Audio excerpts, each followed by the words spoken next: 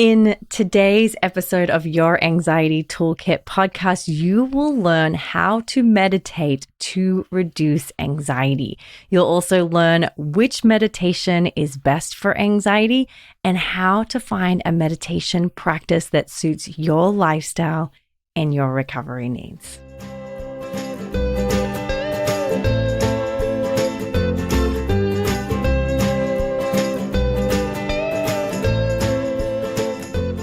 With the pressure of today's society and with the news being so scary, people are rapidly turning to meditation as a powerful tool to calm their minds and ease their anxiety. My name is Kimberly Quinlan. I am a licensed therapist and anxiety specialist, and my hope today is to teach you how you can use meditation to help manage and reduce your anxiety. Now, what is meditation? Meditation is a training in awareness, and the goal is to help you get a healthy awareness and understanding of what is going on in your mind. So often our minds are like a puppy. They are just going all over the place, jumping, skipping, yelling, screaming, going in all different directions. And if we aren't skilled and if we aren't intentional with that, we can be off with that, off down the track in negative thinking, scary thinking, depressive thinking. Meditation helps train your brain. Now, there are so many benefits to meditation for anxiety relief, and I want to share with you some of those benefits. The first one is it rewires your brain. It reduces the activity in the amygdala, which is the part of the brain that is responsible for the fear response. Meditation can also lower stress hormones such as cortisol. It can increase the production of those feel-good neurotransmitters like serotonin and dopamine. This is really important, particularly if you struggle with depression. It can also shift the brain chemistry and can lead to improved mood and reduced anxiety and an overall sense of well-being. So we could also argue that this would be helpful for anybody, even if they don't have anxiety. We also know that meditation cultivates mindfulness, which we talk a lot about here on Your Anxiety Toolkit, which is the practice of being fully present and non-judgmental in the moment. Meditation increases self-compassion and acceptance, which I think we all agree can help us with our mental health, and it helps reduce negative thinking patterns and also reduces self-criticism. Now, there are a couple of problems here, though, with meditation. Is often people, when they come to me, they'll often say, I don't know about this whole meditation thing. It sounds a bit like a cult or a bit like a scam or a psychology fad. And often that's because people have a misled idea about what meditation is and how it works. So one of the main problems that I hear is that people expect that meditation will make their anxiety go right away. And so as they're practicing meditation, and it is a meditation practice, as they're starting to practice this meditation, they're getting frustrated because they're thinking, this isn't working. It's not making my anxiety go away. And we want to first challenge that meditation is not a quick fix. It's not something that's going to make your anxiety go away. But there are so many benefits that I will talk to you about here in just a second. Another problem that people have with meditation is they get frustrated with the practice. They have these expectations that they should be able to do it well. Simply because it's often sitting or very stationary, they assume I must be really good at this. It's such a basic task. But the truth is, it's not. We have to remove those expectations that we will be excellent at it, or that it should be easy, or that discomfort won't arise. Another problem people have is that they do experience anxiety while they're meditating. And they'll say, I'm here to get away from my anxiety. But when I'm meditating, everything is still, and I actually feel more anxious. And we'll talk about that here in just a second. People also don't like meditation because they have been told that the solution to anxiety is to make it go away.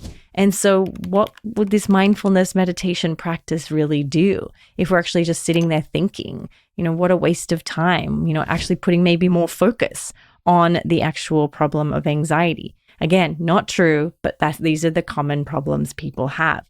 And the last one is people say, I don't have time for meditation. I always laugh because I do know that the Dalai Lama said, for those who don't have time to meditate, they're the ones who need to meditate twice as long. And that always made me laugh because there's been many times where I've said, I don't have time today. And I laugh thinking, okay, that's even more important that these are the days that I focus on meditation. So let's talk about which meditation is best for anxiety, because I know you're here to talk about how meditation can help with your anxiety.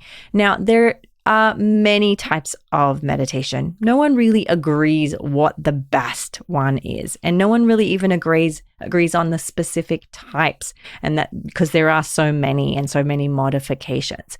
But here are some options. We will also talk about later how to apply these to your anxiety disorder that you may want to consider. The first one is mindfulness, or what we call Vipassana meditation. Now, this is a meditation which really helps you become skillful in how you respond to your intrusive thoughts and your feelings and your sensations. Another type of meditation is a body scan meditation. This is very body and somatic centered, and that we're focusing on different parts of the body, often with some kind of relaxation technique, to slowly move down the body and move us into a place of relaxation. Now, there are pros and cons to this meditation. Some people find it very relaxing, especially when we're looking at getting sleep.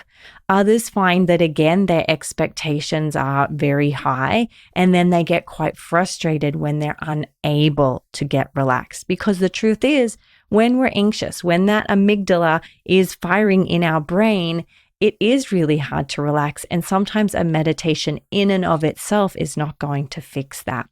But a body scan meditation is a really effective one, particularly if you're trying to slow down the nervous system, maybe look at trying to get some sleep or a nap or some rest.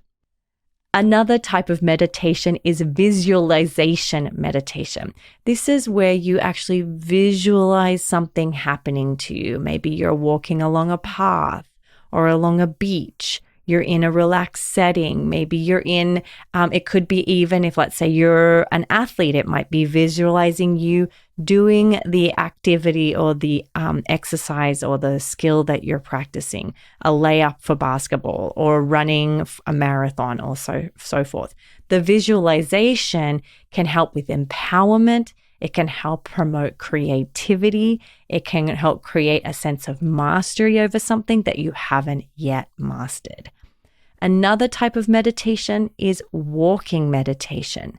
This is a great one, particularly if you're someone who is very sedentary during your work. I am one of those people. I sit a lot during my day. And so a walking meditation is similar to a mindfulness meditation in that you're very aware of the present moment, what it feels like for your feet to touch the ground, for the balls of your feet to touch the ground compared to the heel of your feet, what it feels like for the wind to blow on your face, or to what it feels like for the weight balance going from left foot to right foot, and so forth. Another type of meditation practice is self-inquiry meditation. This often involves inquiry or a curiosity to who I am in this moment. So it might be, who am I as I hear these sounds? Who am I when I have these thoughts?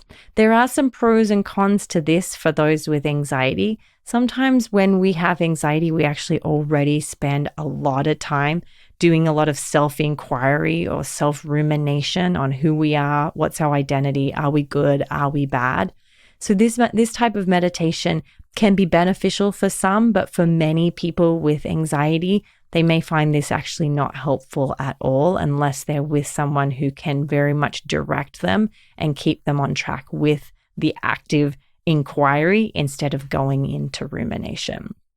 Another type of meditation is mantra meditation. This is where you repeat a mantra or a phrase or a sound over and over again. It's about a training of the mind and the training of discipline to one specific sound or tone or word. It can be very helpful, again, if there's a particular intention you're trying to go towards. But again, for those folks with anxiety, this can be very frustrating because, again, there's sort of this attachment and expectation and clinging to a certain outcome. And for those of us who have anxiety, that can actually create a lot of distress in our bodies. Not to say that any of these are bad or good, it's just dependent on your specific set of situation. One that I always love and talk about all the time is loving kindness meditation. This is an act of compassion where you send yourself, others, and all sentient beings loving kindness and care. It is a way of generating and practicing nurturing self-compassion. It is a beautiful way to be in connection with people out in the world that maybe we don't have connection with, particularly if we're lonely or feeling isolated and alone. A loving kindness meditation can be so beneficial to people with anxiety or depression, OCD, health anxiety, and so forth, if they're feeling so alone and they're really very hard on themselves. So loving kindness is absolutely a beautiful meditation for people with anxiety. Another type of meditation is Zazen meditation, which is a specific Zen meditation where the goal is to be focused on a direct experience of this present moment. The main goal is non-attachment. The goal is to allow everything to be just as it is. It's a very disciplined practice, but can be very beneficial to people who have anxiety. 2 more to go, and then I'm actually going to give you a ton of skills and tools to practice. The last 2 are, number 1, breath meditation, where you focus on the breath and you have that as your focal point. This is very beneficial for people with anxiety. The only thing I would say is for those who have somatic obsessions of specific type of OCD, if your somatic obsession is already focused on the breath, we actually then wouldn't practice this because it would actually add to their hyper awareness. But overall, a breath meditation is a very beneficial practice for people with anxiety. And the last one is a sound meditation. This is where your focal point is on sound. Very beneficial for those with somatic obsession, and very beneficial for people who really like the vibration of sound and really love music. And music is something that grounds them, lifts them up, motivates them, and so forth. So there are different types of meditations and some of the pros and cons, but there are some specific things I want you to know and remember as you start a meditation practice and while meditating, because so many people have come to me to say, I don't like meditating. It doesn't help me. Therefore, I'm not going to do it. And I feel that that is such a shame because meditation can be such a powerful mental health practice. It can be such a powerful training of the brain. I often say to my clients, when you start to notice some tightness in your knee or some shoulder pain, you don't just ignore it. You think, okay, I have an opportunity to strengthen that muscle around the knee or stretch out that shoulder. And we usually move in and we do some work and exercises and practices to create an environment where that pain can go away. And I think of meditation as being exactly that. It's like physical therapy for the brain. And it can help, like I talked about, there's so many benefits to meditation, but it does require that we do it specifically in a way that doesn't make more anxiety. Now, I have a really exciting thing I want to mention to you before I get into all the things I want you to remember as you move into your meditation practice, is because so many people have come to me and said that they've listened to meditations online, they've gone to meditation trainings, and they actually found it to be not helpful for their anxiety, for their intrusive thoughts, for their depression. I have created an online meditation vault specifically for those who have anxiety and repetitive intrusive thoughts. My goal with this meditation vault is to have it be very informed for the person who struggles with high expectations, with rapid, repetitive, intrusive thoughts. And I try to bring it in, that concept, into the meditations so they're specific for people with anxiety. There are over 28 meditations. There are specific meditations for people with OCD, health anxiety, social anxiety, panic, generalized anxiety, depression. There are meditations on sleep, meditations on compassion, meditations on mindfulness, meditations for strong emotions like guilt and shame. I did my best to pack them all into one specific place so that you have a wide range of guided meditations specifically for whatever it is that you need. There's even a meditation for people who don't want to meditate. I felt that was really, really important. So you can click the link in the show notes below if you're interested. You can also go to cbtschool.com to get information about the vault.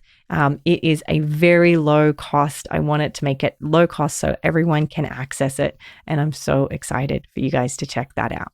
Okay, so let's get to the good stuff. What are the things you need to remember as you practice meditation? Number one, please do not expect anxiety to magically disappear, right?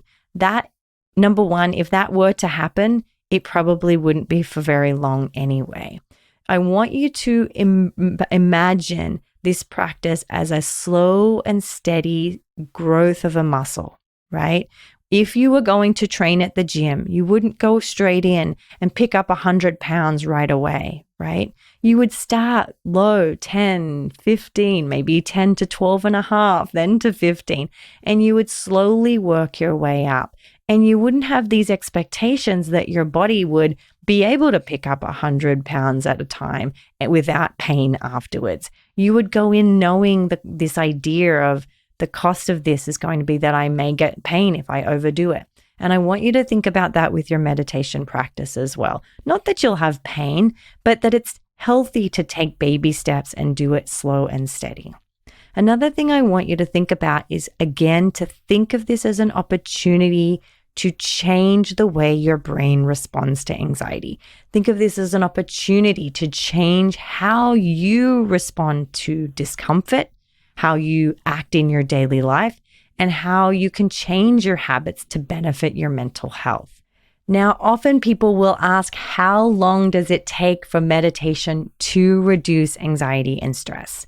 And the answer here is very simple, which is, let's not put pressure on that to be the outcome.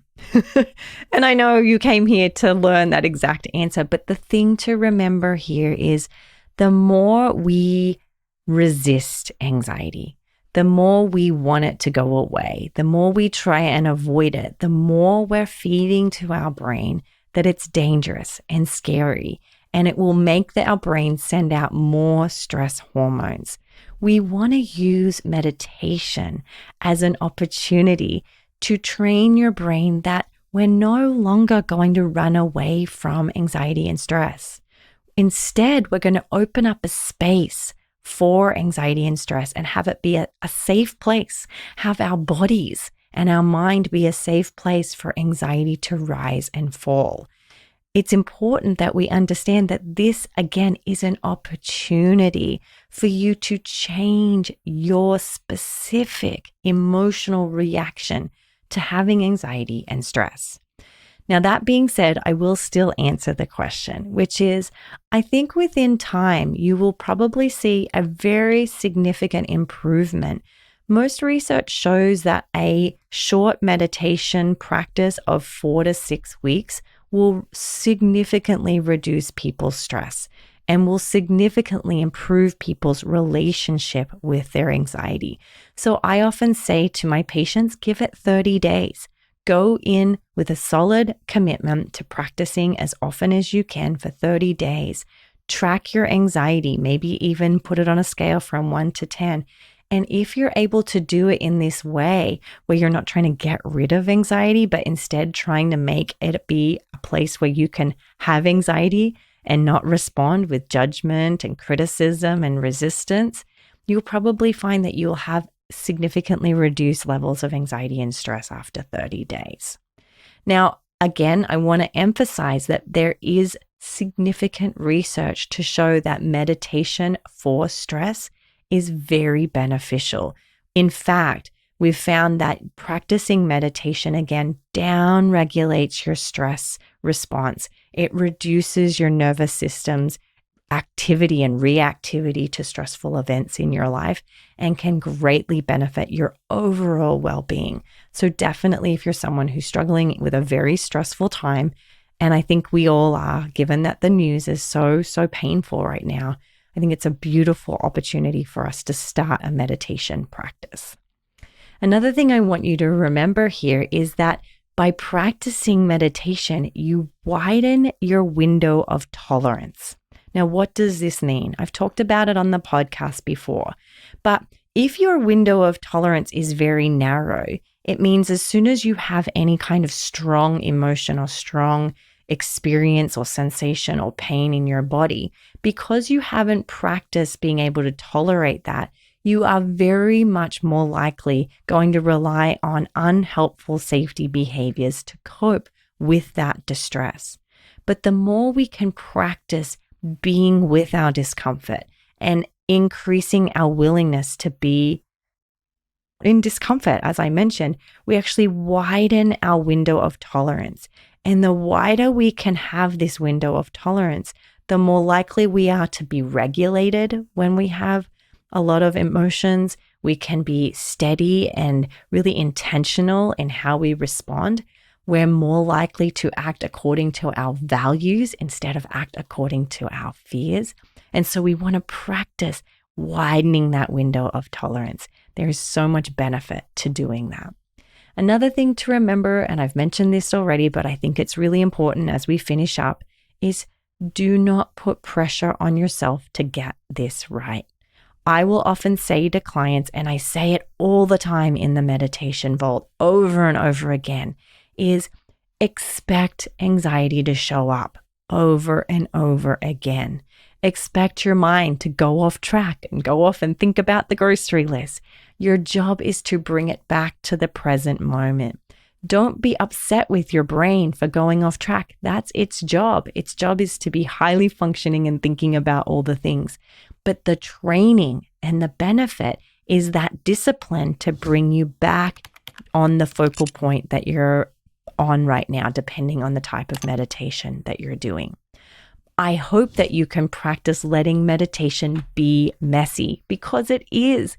Even very, very skilled monks who practice meditation for hours a day still report that there are days when meditation is messy.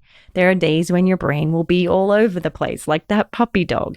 But with practice, you will start to see an improvement with your ability to be disciplined and intentional with where you put your attention, which again, as I mentioned, reduces the chances of you engaging in safety behaviors that aren't helpful, reduces the chances of you engaging in compulsions, reduces your chances of going back down into those negative thought processes. There are so many benefits. And the last thing I want you to remember is, as you begin this practice, be curious, be open. Instead of being judgmental and rigid in what you think will happen, be curious about what might come from inquiring and moving into this practice. Meditation has changed my life. It has calmed me in the darkest hour. It has been there for me when I needed support and I hadn't had anybody else to lean on. Meditation, as I mentioned, is a practice where you teach yourself to be a safe place for you to experience any emotion at all. And you know that it's there. You can take it with you wherever you're at. It costs nothing to practice meditation in the moment. And I hope that it's something that will bring you as much joy and as much wellness as it has me. Have a wonderful day, everybody. As always, it is a beautiful day to do hard things. And again, if you're interested in the mindfulness meditation vault, you can click the link in the show notes. Have a wonderful day.